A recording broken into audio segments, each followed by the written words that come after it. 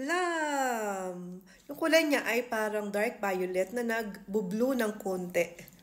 Ayan. Tignan natin siya. Pakita ko muna sa inyo yung loob. Baakin natin ng ganyan. O tapos sa loob naman, kulay pula. Pulang-pula siya, oh. Dark red nga siya, eh, oh. Tapos meron yung buto dito sa gitna.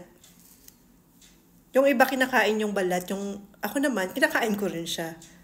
Pero minsan binabalatan ko siya. Itong plum na to ay hinog na.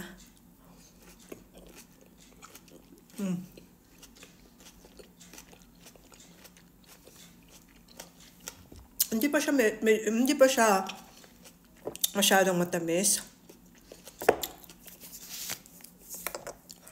Kasi hindi pa ngayon season ng plum dito sa Germany. Sa summer pa. Mga August, September, ganyan. Ayan. Nalagyan ko ng asin kasi medyo maasim siya ng konti.